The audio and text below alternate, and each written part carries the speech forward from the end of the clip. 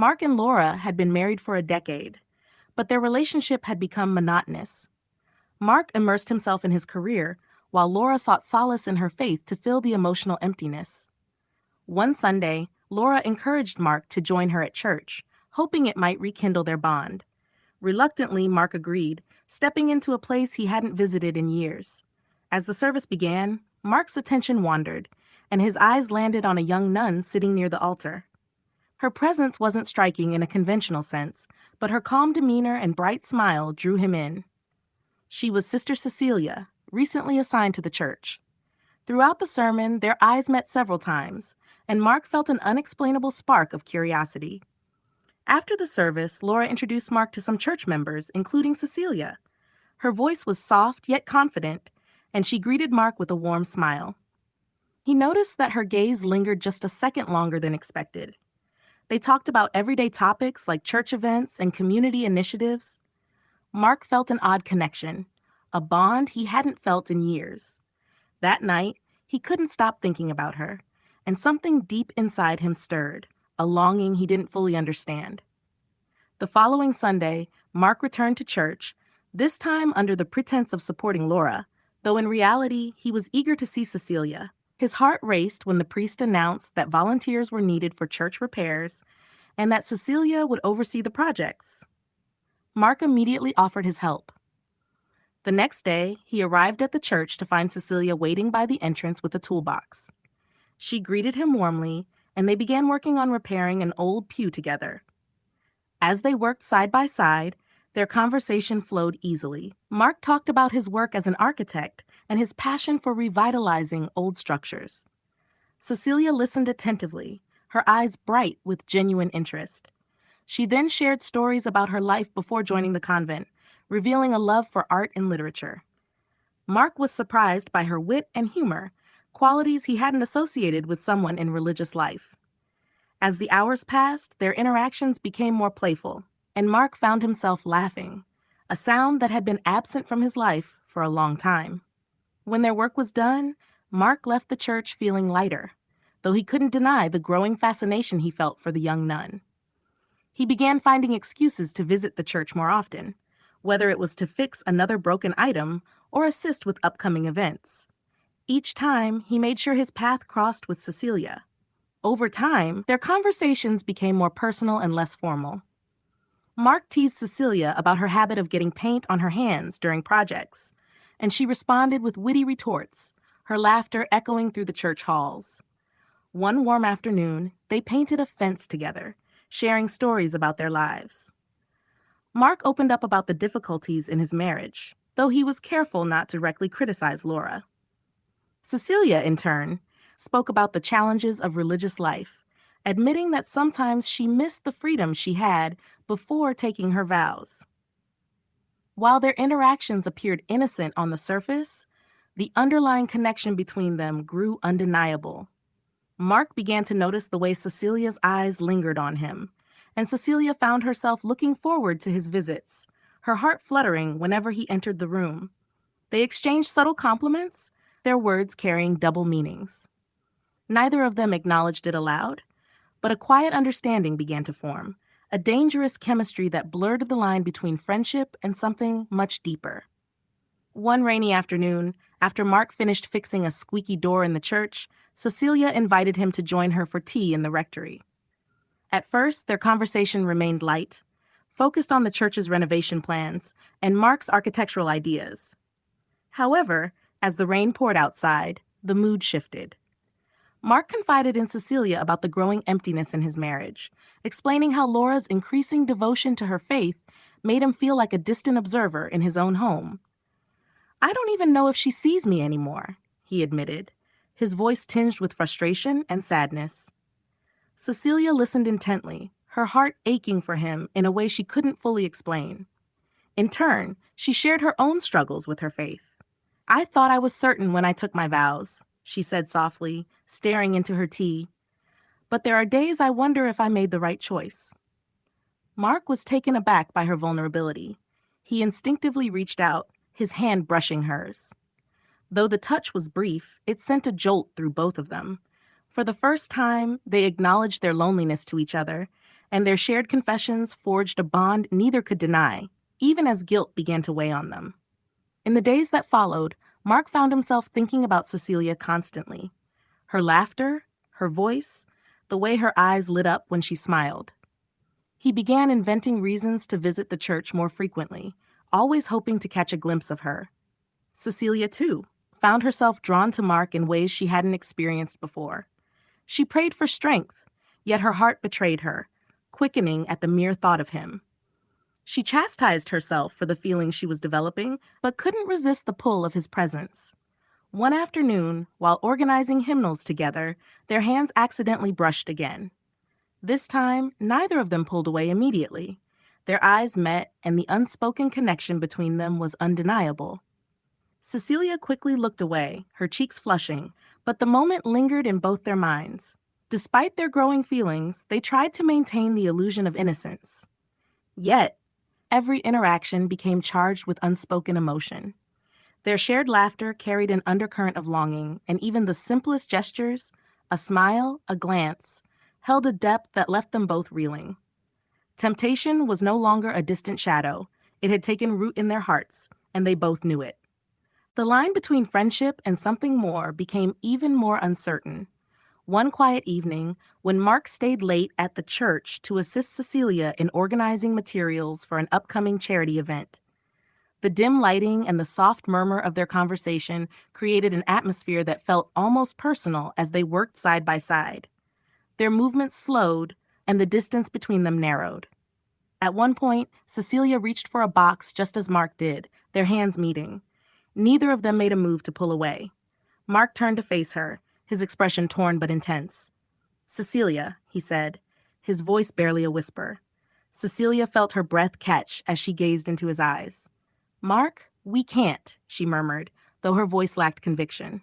The weight of their emotions pressed on them, and for a brief moment, the world outside seemed to disappear. Suddenly, Cecilia stepped back, her heart racing. "I think you should go," she said, her voice trembling. Mark hesitated, pain flickering across his face, but he nodded and left without another word. That night, neither of them could find rest, their thoughts consumed by the forbidden connection that had started to unravel their carefully constructed lives. As the weeks passed, the tension between Mark and Cecilia grew unbearable. They tried to maintain boundaries, but their bond seemed to defy logic. One evening, after a community meeting at the church, Mark found Cecilia sitting alone in the garden.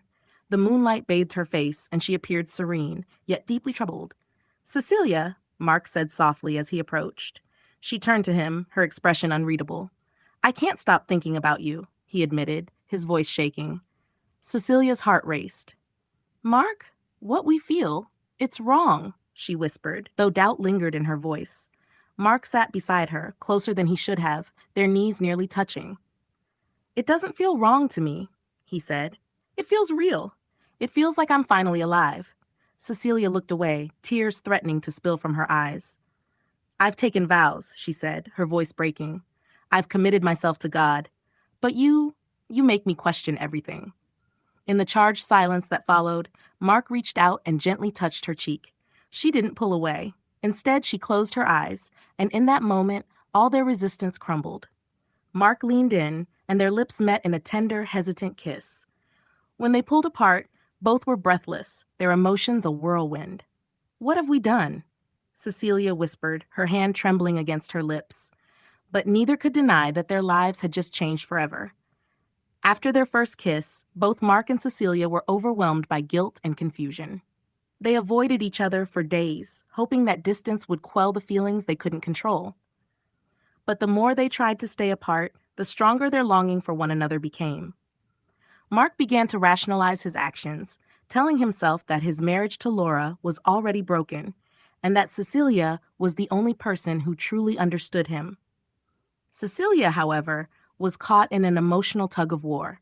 She prayed fervently for clarity, but her feelings for Mark only deepened with each passing day. Inevitably, their paths crossed again during another church project. This time, the tension between them was almost tangible.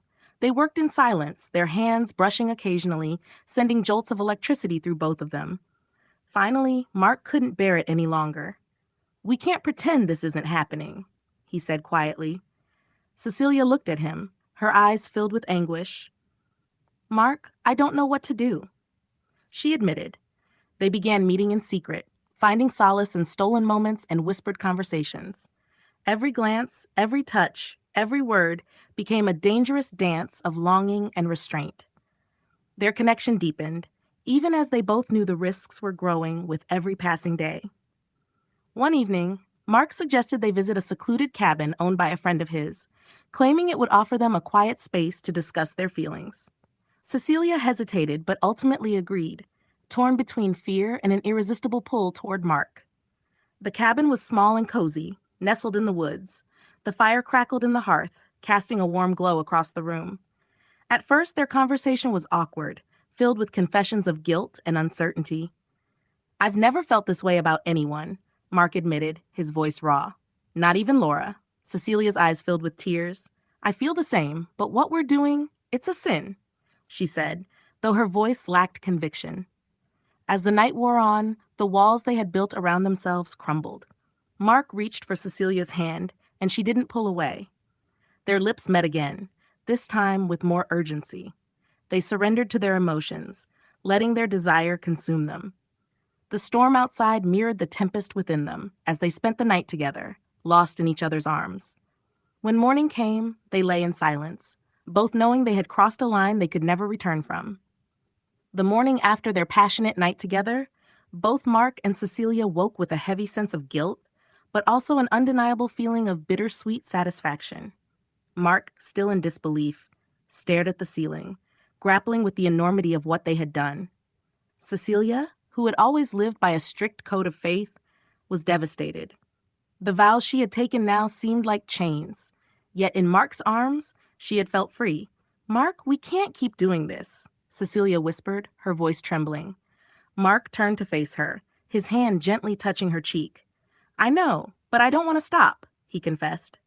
"You make me feel alive, Cecilia. I haven't felt this way in years." Cecilia pulled away, sitting up in the bed. She whispered, her voice tinged with sorrow and confusion, "I'm supposed to belong to God, and you, Mark, you belong to your wife." His face darkened. "Do I?" "I'm not sure what I belong to anymore," he replied, his uncertainty clear. The weight of their choices hung heavily between them, like an oppressive fog, both of them trapped in a struggle to reconcile their feelings with their obligations. That day, Mark returned home, his mind in chaos, while Cecilia too grappled with the conflict in her heart. As the weeks passed, Mark and Cecilia's affair grew into an intricate web of deception. At home, Mark tried to act as if nothing had changed, but he began withdrawing from Laura. He spent more late nights at work, and when he was home, he seemed distracted and distant. Laura noticed the shift, but attributed it to stress from his job. Cecilia, on the other hand, led a double life. Her superiors at the convent suspected nothing, but she found herself skipping certain duties to make time for Mark. She lied about being unwell or needing rest, all the while her mind consumed by thoughts of him. One Sunday, Mark came to church for what he told Laura was a quick meeting. From across the room, he and Cecilia exchanged knowing glances. Each time they spoke, their words were laced with hidden meanings, and the air between them crackled with unspoken tension. Outside their secret moments, their lives felt like a facade, but in each other's company, they found a sense of belonging neither had felt in years. Though thrilling, their affair grew increasingly perilous. One evening, after Mark had spent yet another late night at the church, Laura confronted him about his erratic behavior. Her voice quivered as she asked why he seemed so distant. Mark dismissed her concerns, claiming it was just stress from work, but Laura's instincts told her there was more to the story. As she spent more time reflecting on their marriage, she began noticing subtle signs of his growing emotional distance, his attention shifting elsewhere, no longer focused on her or their life together. She noticed his lingering glances at his phone and, on occasion, his nervousness when she entered a room. Meanwhile, Cecilia too began sensing a change in Mark's behavior. During their meetings, he seemed more withdrawn, his mind elsewhere. One afternoon, as they shared a quiet moment in the church, Cecilia couldn't hold back. "Is everything all right?" she asked. "You've been acting strangely lately." Mark hesitated, the burden of his lies weighing heavily on him. "It's nothing," he said, but Cecilia could see the guilt in his eyes. She felt a sharp pang in her chest. Was Mark pulling away? Was he tired of their affair? A new emotion stirred within her: jealousy. The thought of losing him, of him choosing Laura over her, sparked a fire she hadn't anticipated. What had begun as passion was now laced with possessiveness. Laura's suspicions peaked when she followed Mark one evening after he claimed to be working late. She trailed him at a distance as he drove to the church, her heart racing. She watched as he parked and entered the building. Not for the first time, Laura knew something was wrong, and now she had proof. That night, when Mark returned home, Laura confronted him. "I know where you've been, Mark," she said coldly, her voice steady but filled with pain. "You're spending all your time with her, aren't you?" Mark froze, guilt washing over him. "Laura, he began, but she interrupted. "Don't lie to me," she said sharply. "I've seen the way you look at her, how you act as if she's the only one who matters. Tell me I'm wrong." Mark opened his mouth, but no words came out. He realized the deception had gone too far. His affair with Cecilia was no longer a secret, and Laura was no longer willing to pretend she didn't know. Meanwhile, Cecilia, unaware of the storm Mark was facing at home, felt the pressure of their secret relationship mounting. The guilt, the fear of being exposed, and the weight of their actions were becoming unbearable. Laura's confrontation left Mark shattered, but the truth was now out in the open. He tried to justify his actions, but his words fell short. "It's not like that," he pleaded. "I didn't mean to hurt you. It just happened." Laura stared at him, betrayal in her eyes. "So it's her, isn't it? Cecilia? I knew something was wrong, Mark. I saw the way you looked at her, the way you changed around her." Mark nodded slowly, his voice hoarse. "I didn't want this to happen, but she's different. She understands me in a way no one else does. I didn't mean to fall in love with her." Laura stepped back, her face pale. "Love? Is that what this is? After everything we've been through, you throw it all away for someone else?"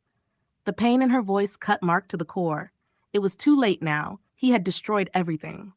Meanwhile, Cecilia received a letter from her superiors at the convent, a summons to meet with the abbess. The affair was no longer a secret, and Cecilia's world was beginning to unravel. The meeting with the abbess was long and filled with shame. The abbess, a stern woman who had known Cecilia since her arrival at the convent, sat across from her, disappointment etched on her face. "You have broken your vows, Sister Cecilia. Your actions betray the very foundation of your calling." Cecilia lowered her head, tears welling in her eyes. "I am so sorry. I never meant for this to happen. I never wanted to hurt anyone." The abbess sighed deeply, her gaze softening slightly. "You must understand that this is not just about you and Mark. It's about the trust you've broken, not only with the church, but with yourself. You have allowed worldly desires to lead you astray." Cecilia felt the weight of her guilt pressing down on her. Yet, part of her still longed for Mark, for the love and connection she had found in his arms. But she knew the path she had chosen would not allow for both.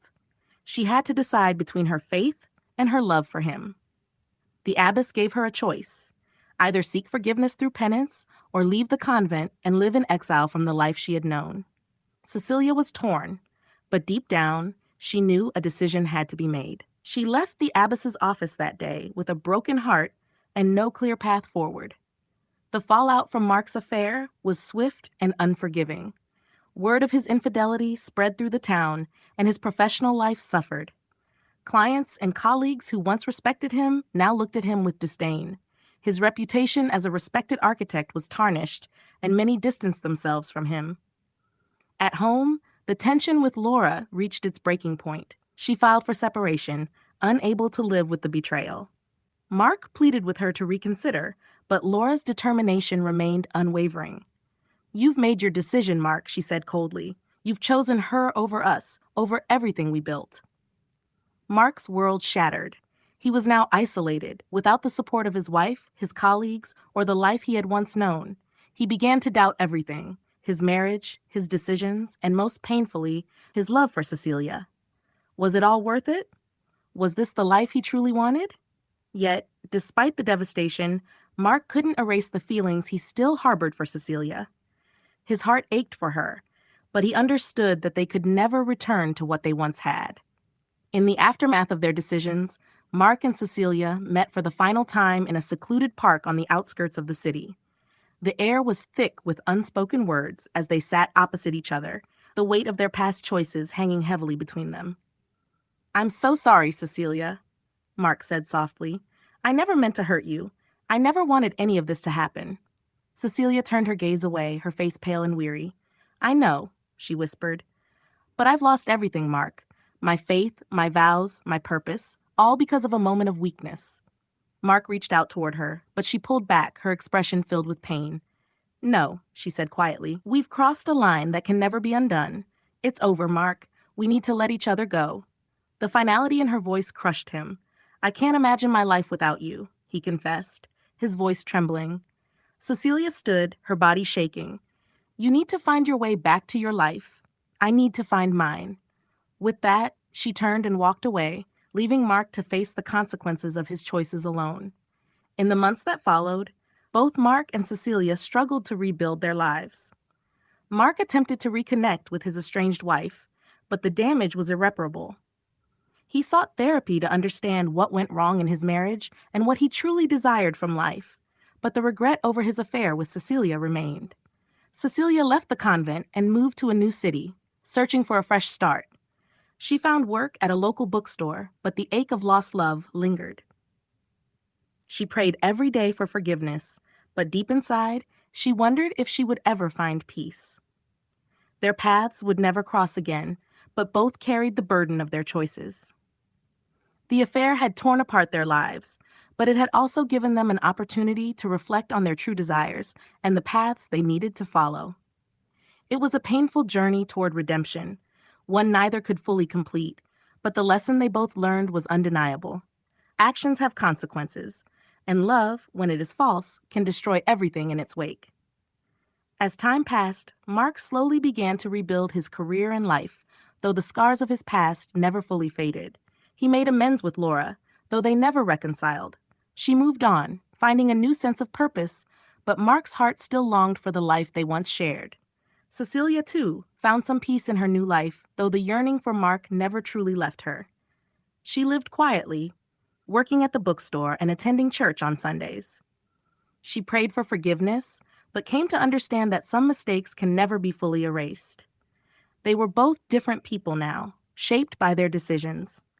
The love they once shared had burned brightly, but it had also consumed them, leaving them with nothing but memories and regret. The affair had been their undoing, but it also marked a turning point in their lives, a painful lesson learned at great cost. Years later, Mark and Cecilia's paths crossed once again. Though they didn't recognize each other immediately, they both attended a church event in a small town, each leading a different life. When their eyes finally met, neither could bring themselves to speak, knowing the pain that still lingered between them. They exchanged a brief, solemn glance before turning away.